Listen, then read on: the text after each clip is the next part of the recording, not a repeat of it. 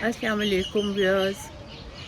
आज मैं आपसे बात करना चाहती हूँ जिज़ेल पेलिकोट का जो एक केस है जो फ्रांस में हुआ उसके हवाले से।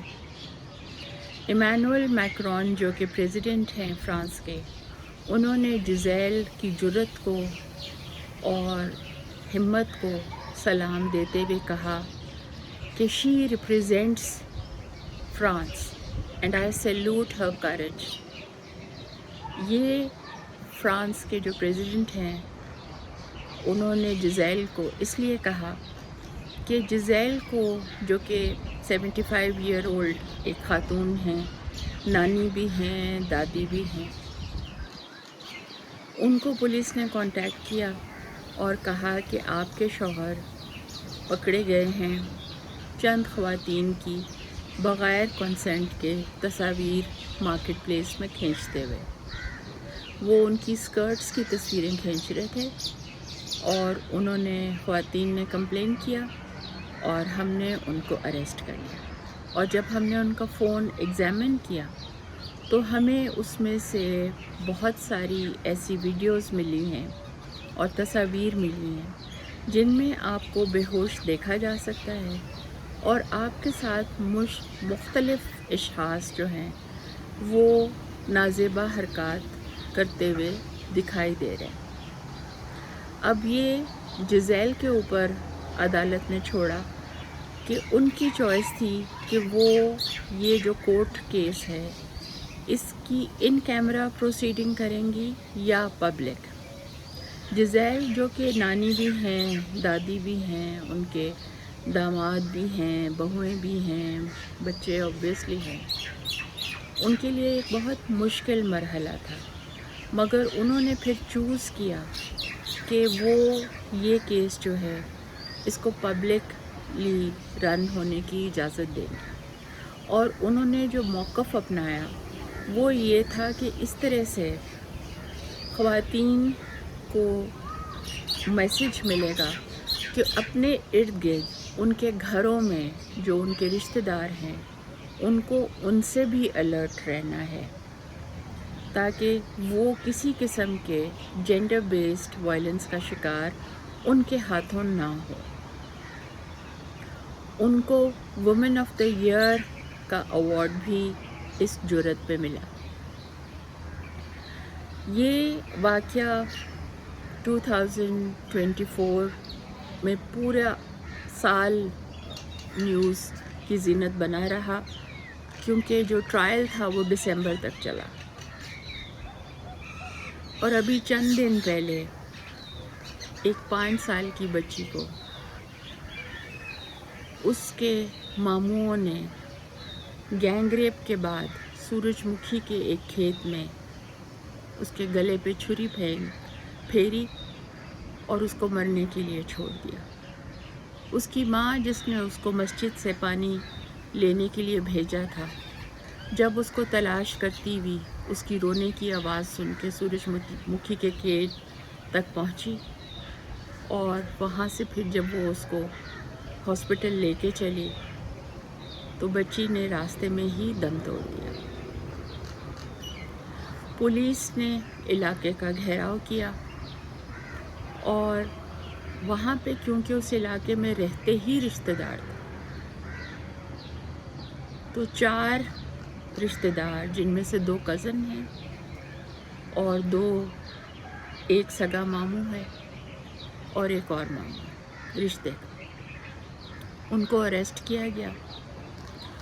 उनको फिर थाने ले जाया गया और थाने में फिर एक और अंधोनाक वाक़या हुआ।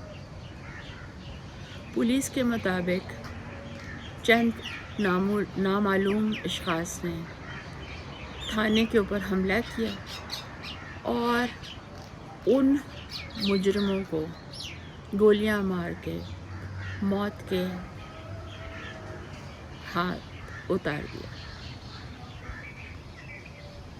खुदा मालूम ये मावराए अदालत कत्ल है, ये पुलिस इनकाउंटर है, या वाकई जैसे पुलिस कह रही है कि रिश्तेदारों ने थाने पे हमला किया اور تھانے کے اندر پولیس کی موجودگی میں مجرموں کو قتل کر دیا۔ ڈیفرنٹ لیولز پہ یہ اندھوناک واقعہ بھی اتنا ہی خوفناک ہے، اتنا ہی تکلیف دہ ہے جتنا اس بچی کا گینگ ریپ ہے۔ ریاست اور ریاست کے جو ریپریزنٹیٹیوز ہیں ان کی کارکردگی پہ بہت سارے سوال اٹھ جاتے ہیں۔ اس کے بعد پولیس، معاشرے کا رویہ، جوڈیشری کا رویہ، ویسے ہی جینڈر بیسڈ وائلنس کے جو کیسز ہیں ان میں بہت ہی معیوب ہوتا ہے۔ خواتین کو لے کے پبلک اسپیسز میں خواتین کے ساتھ جو ہوتا ہے ان کی پیدائش سے ہی شروع ہو جاتا ہے۔ جس وقت وہ ایک لڑکی کی حیثیت سے جب ڈاکٹر بتاتا ہے کہ لڑکی پیدا ہوئی ہے تو گھر میں افسوس شروع ہو جاتا ہے۔ گلی میں، محلے میں جب وہ نکلتی ہے تو جو نازیبا الفاظ ادا کیے جاتے ہیں، جو معاشرتی رویے ہیں ورکنگ ویمن کو لے کے، اگر کوئی عورت غصہ دکھائے اور ورکنگ ویمن ہو، اس کو لے کے جو ڈراموں میں، جو ہمارے سوپ آپراز ہیں، ٹیلی ویژن میں، میڈیا میں، ان خواتین کا جو پورٹریل کیا جاتا ہے جو اپنے حق کے لیے آواز اٹھاتی ہیں، عورت مارچ کو لے کے جس قسم کی کنٹروورسیز پورے ملک میں سرکولیٹ کرتی ہیں اور اس کو روکنے کے لیے انتظامیہ جو کردار ادا کرتی ہے وہ ہم سب کے سامنے ہے۔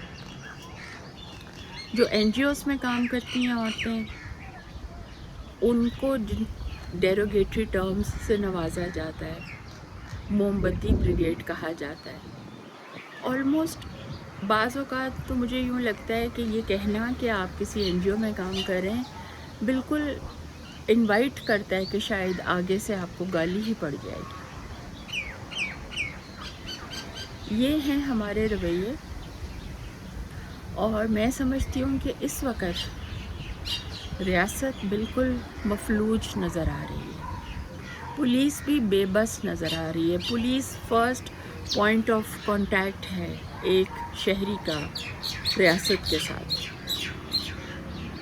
اور وہ تھانے میں مجبور نظر آ رہی ہے، بے کس نظر آ رہی ہے، مجرموں کو لے کے، ان کے رشتہ داروں کو لے کے۔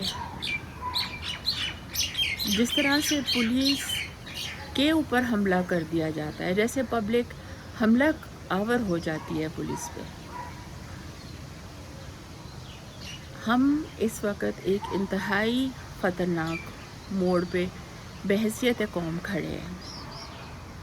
اگر ہم نے آپس میں مل بیٹھ کے ایکٹیولی ان سارے ایشوز کے اوپر بات نہیں کی تو ہماری آنے والی جو نسلیں ہیں وہ بہت زیادہ تکلیف میں ہوں گی۔ تشدد کی جو فضا ہے وہ اور زیادہ سنگین ہو جائے گی۔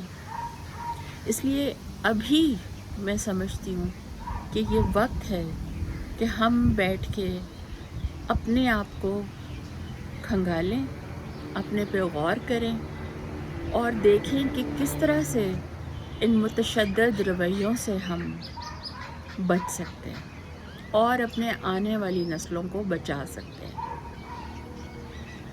ایک ماموں نے اگر اس معصوم 5 سال کی بچی کو بہلا پھسلا لیا تھا، اس کے ساتھ دوسرا کزن مل گیا، اور پھر 2 جو کہ گلی کی نکڑ پہ کھڑے تھے، انہوں نے جب ان دونوں کو اس کو کھیت میں لے جاتے دیکھا تو روکا نہیں، انہوں نے بھی اپنی باری لگا لی۔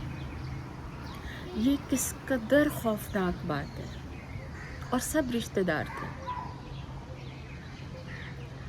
ہمیں اپنے بچوں کو بچانے کے لیے اپنے بچوں سے بات کرنا ہوگی، ہمیں انہیں آگاہ کرنا ہوگا کہ ان کے ارد گرد کس قسم کے رویے ہیں معاشرتی، اور خاص طور پہ ہمیں نظر رکھنی ہوگی اپنے ارد گرد، اپنی فیملیز میں ان لوگوں کے اوپر جن کا کوئی کرمنل ریکارڈ ہے یا کوئی ان کی ریپوٹیشن ایسی ہے۔ پلیز اپنا اور اپنی فیملیز کا خود خیال رکھیں اور ریاست کی بھی مدد کریں۔ یہ بہت سنگین موڑ ہے ہماری زندگیوں میں، ہمیں پرو ایکٹیو ہونا ہوگا اور ہم اس کو ڈسمس نہیں کر سکتے ایز اندر کیس، کیونکہ ایک تعطل ہی نہیں آ رہا، متواتر یہ کیسز جو ہیں بار بار سرفیس ہو رہے ہیں جن میں گینگ ریپ ہو رہا ہے اور اس کے بعد ملزمان کا پولیس انکاؤنٹر ہو رہا ہے۔ تو پلیز میری آپ سب سے استدعا ہے کہ بحیثیت قوم اپنی ذمہ داری کو سمجھیں اور اس مسئلے کے ساتھ نپٹیں۔ آپ کا بہت شکریہ، آپ نے مجھے بات کرنے کا موقع دیا۔ پاکستان زندہ باد۔